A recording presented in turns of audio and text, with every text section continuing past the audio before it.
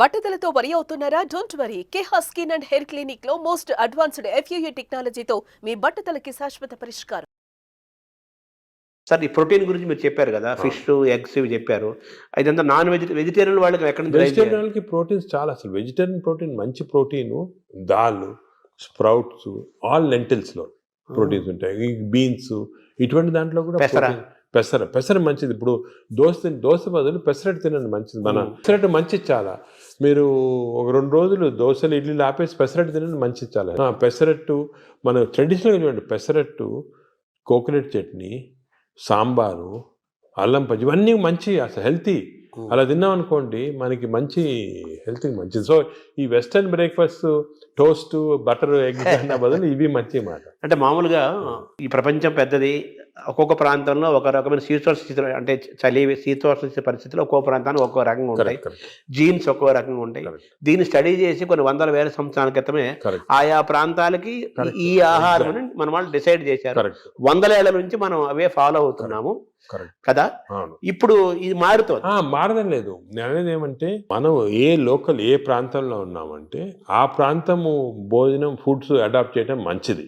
అవును, మీరు చెప్పారు కదా, ఫర్ ఎగ్జాంపుల్ పెసరట్టు మన దాంట్లో, అలాగా చాలా చిక్కుడుకాయతో చేస్తారు, లాల్తో చేస్తారు, సాంబారు, ఇటువంటివన్నీ హెల్తీ ఫుడ్స్. ఇవి మనము అదే కంటిన్యూ చేయాలి. బట్ ఏమంటే కొత్తగా వెస్టర్నైజ్ ఫుడ్స్, ఇప్పుడు ఇడ్లీ కూడా మనకి వేరే టైప్స్లో చేయొచ్చు. పురాణాలు వేరే, మామూలుగా ప్యూర్ ఇడ్లీ వచ్చింది అనుకోండి, కంప్లీట్ డైజెస్టెడ్, అవన్నీ మోడర్న్. ఇది అది ఆవిరి కూడా అనేవాళ్ళు, కూడా అనేవాళ్ళము. అలాగే ఇప్పుడు మనము ఆపం తీసుకోండి, ఆపం కూడా బాగా స్టీమ్డ్, అది మంచి ఇది. అది కేరళ వాళ్ళు ఎక్కువ తింటారు, అది తింటారు మన దగ్గర కూడా. సో ఇటువంటివన్నీ ఒరిజినల్ డైట్స్ అని మనం ఫాలో అయ్యి, ఈ కొత్త అడిషన్స్ వచ్చాయి చూడండి, అవి మంచిది కాదు. మన ఏ రీజన్లో ఉంటే ఆ ఆహారం తింటాం. కేరళ అనుకోండి, ఆ కేరళ వాళ్ళు తిన్న ఆహారం అది మంచిది లోకల్గా. వాళ్ళకి ఎక్కడ గ్రో అయిన ఆహారం తింటే అది చాలా మంచిది. మన ఈ వెస్టర్నైజ్ డైట్స్ వచ్చి చాలా ఇచ్చేస్తుంది. ఈ వెస్టర్నైజ్ డైట్స్ కూడా మన డైట్స్కి అడాప్ట్ చేసుకోవాలి. అవి తింటే కూడా మనం ప్యూర్ వెస్టర్నైజ్డ్ మెడిటరేనియన్ డైట్ మనం తినలేము. మన దానికి అడాప్ట్ చేసుకొని తింటే మనకి మంచిది. మన దోశలు వాళ్ళు తింటున్నారు, వాళ్ళ బర్గర్లు పిజ్జాలు మనం తింటున్నాం. అదే మిస్టేక్. ఇప్పుడు మామూలుగా నేను విన్నాను, ఎవరో చెప్పగా విన్నాను, ఈ బ్యాక్టీరియా మైక్రోబయోమ్ ఇంపార్టెంట్ అని చెప్పారు కదా మీరు. ఈ క్రమంలో అసలు మన బ్యాక్టీరియా ఆల్మోస్ట్ మనం కోల్పోయి యూరోపియన్ బ్యాక్టీరియా వచ్చేసింది అంటున్నారు మనలోకి. అది కరెక్ట్. అంటే స్లోగా ఈ వెస్టర్నైజేషన్ వల్ల మన మంచి బ్యాక్టీరియా ఉంది, అది పోయి బ్యాడ్ బ్యాక్టీరియా వచ్చి ఓవర్టేక్ చేస్తూ ఉంది. సో మనం ఇప్పుడు అగైన్ దీని గురించి కూడా మేము చాలా రీసెర్చ్ చేస్తున్నాము. We're studying bacteria in different people in different places. మన కుంభమేళా జరిగింది, దాంట్లో చాలా బ్యాక్టీరియల్ స్టడీస్ చేసాము. అలాగే వీఆర్ డన్ మంచి రిజల్ట్స్ పబ్లిష్ చేస్తున్నాము. ఇప్పుడు నేను ప్రకారం మన బ్యాక్టీరియా, మన న్యాచురల్ బ్యాక్టీరియా, మన దేశంలో ఉన్న బ్యాక్టీరియా, మన ప్రాంతాల్లో ఉన్న మంచి బ్యాక్టీరియా, అవి ప్రిజర్వ్ చేసుకోవాలి. అవి చేయడానికి కొన్ని టెక్నిక్స్, కొన్ని మెథడ్స్ అవి ఉన్నాయి. అవి మేము ఇప్పుడు ఇంకోటి ఏం చేస్తున్నామంటే రీసెర్చ్, ఈ ఎక్స్టెన్సివ్ బ్యాక్టీరియా రీసెర్చ్ చేసిన తర్వాత ఏవి మంచి బ్యాక్టీరియా, ఏ చెడ్డ బ్యాక్టీరియా అని కనుక్కున్న తర్వాత, ఈ బ్యాక్టీరియా అనేది మన స్టూల్స్లో ఉంటాయి, కష్టం వేయటం, థెరపీలు ఏమి లేవు. So we are desiccating it and producing what is called capsules. అంటే టాబ్లెట్స్, మన ఈ మామూలుగా యాంటీబయాటిక్స్ ఇటువంటి టాబ్లెట్స్ బదులు ఈ డెసికేటెడ్ స్టూల్ క్యాప్సూల్సే టాబ్లెట్స్ లాగా ఇస్తున్నాం. భవిష్యత్తు అదే అంటున్నారు, ఫ్యూచర్ అదే దాని తర్వాత. సార్ మార్నింగ్ మన తెలుగు వాళ్ళం కాబట్టి మన ప్రాంతం మాట్లాడుకున్నాం. ఇప్పుడు మీ టాపిక్ అంతా లోకల్గా ఏ ఆహారం అవైలబుల్గా ఉందో 100 ఏళ్ల నుంచి అది తినండి. లోకల్గా మనం ఎలా ఉన్నామో దాన్ని ఫాలో. సేమ్ ఫిజికల్ యాక్టివిటీ చూసుకోండి, same activity you don't have to. కానీ ఇప్పుడు ఆ ఆఫీస్లో కూర్చోవడం టైం లేకుండా వేరే అడ్వకేటింగ్, సరే ఎక్సర్సైజ్ 1 అవర్ చేయాలా, ఎక్సర్సైజ్ చేయాలా. ఈ ఎక్సర్సైజ్ కూడా ఇంపార్టెన్స్ ఏమంటే, అందరు నేను 1 అవర్ చేస్తున్నా సార్ టైర్డ్ అయిపోతున్నామని అంటుంటారు. ఎక్సర్సైజ్లో 2 టైప్స్ ఉన్నాయి. కొంతమందికి మార్నింగ్ ఎక్సర్సైజ్ చేస్తే మంచిది, కొంతమందికి రాత్రి చేస్తే మంచిది. ఇప్పుడు నేను ఫర్ ఎగ్జాంపుల్ నేను నైట్ చేస్తేనే నాకు ఫ్రెష్ ఉంటుంది. మార్నింగ్ అది ఎలాగంటే బాడీలో లాక్టేట్స్ అని ఉంటాయి. లాక్టేట్ మెజర్మెంట్ చేసి మనం కనుక్కోవచ్చు. లాక్టేట్స్ ఎక్కువ అయిపోయాయి అనుకోండి, అప్పుడు నైట్ చేస్తే బెటర్. మరి ఎక్కువ సంకేతం తెలుస్తుందా? తెలిసిపోతుంది కదా మనకి. ఇప్పుడు బాడీలో ఎక్సర్సైజ్ చేస్తే, అది సింపుల్గా చెప్పాలంటే, సపోజ్ ఎక్సర్సైజ్ చేసామనుకోండి, ఎక్సర్సైజ్ చేసిన తర్వాత మార్నింగ్ ఎక్సర్సైజ్ చేసిన తర్వాత ఫ్రెష్గా ఉండదు, చాలా టైర్డ్ అయిపోయాం అనుకోండి, that means your exercise should be done in the evening.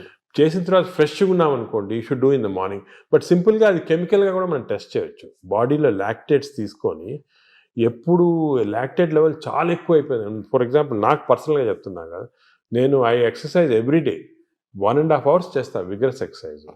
కానీ ఆ ఎక్సర్సైజ్ మార్నింగ్ చేశాను అనుకోండి, I feel dull whole day.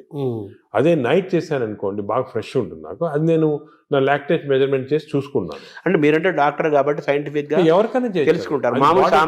మామూలు వాళ్ళు మీరు కూడా ఏం లేదు, ఇప్పుడు ఎక్సర్సైజ్ చేసి మీ బ్లడ్ శాంపుల్ లాక్టేట్ లెవెల్ పంపించారు అనుకోండి, లాక్టేట్ లెవెల్ మరీ ఎక్కువ ఉంటే మీరు నైట్ చేసుకుంటారు బెటర్. అంటే మన బాడీ సంకేతం ఇస్తుంది కదా, మైండ్ లో కూడా తెలిసిపోతుంది మనకి ఏది ఎక్సర్సైజ్. మీకు కూడా మార్నింగ్ వాక్ చేశారనుకోండి, కానీ ఇంకోటి ఏమంటే ఎక్సర్సైజ్లో ఏదో లీజర్లీ ఫ్రెండ్స్ మాట్లాడుకుంటా, కాఫీ తాక్కుంటా, ఏదో స్మోక్ చేసుకుంటా వాకింగ్ అది విగ్రెస్గా మినిమం పర్ అవర్ 6 kilometers నడవాలి. Minimum 6 is minimum.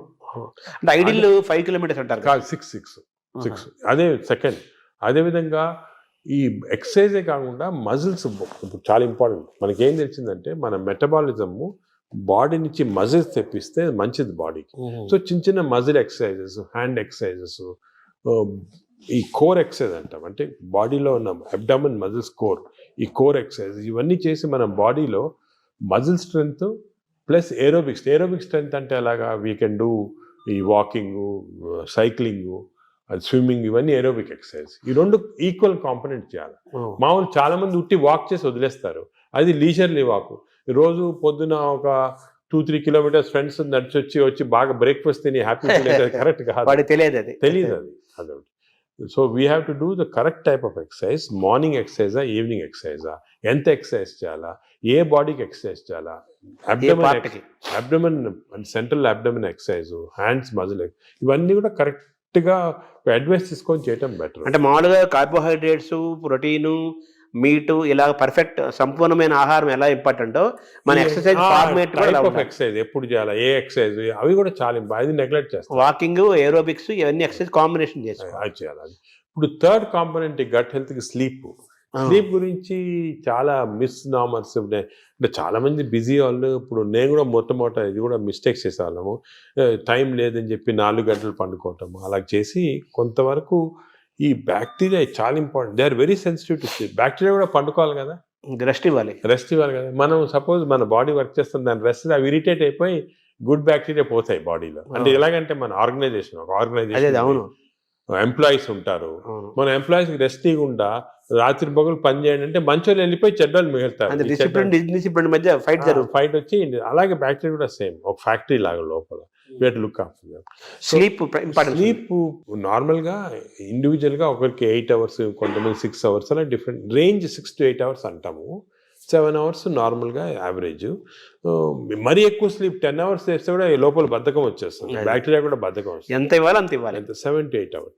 కానీ మోస్ట్ ఇంపార్టెంట్ ఏమంటే మనం మాడిఫై కూడా చేసుకోవచ్చు ఈ స్లీప్. కొన్ని ఎక్సర్సైజెస్ వల్ల 8 hours అవసరం ఉన్న స్లీప్ 4 hours సేమ్ స్ట్రెంగ్త్ రావచ్చు. అదేమంటే రెమ్, నాన్ రెమ్ స్లీప్ అంటారు. రెమ్ స్లీప్ ఇంపార్టెంట్ మనకి, ర్యాపిడ్ ఐ మూవ్మెంట్ స్లీప్ అంటే గాఢ నిద్ర అంటారా.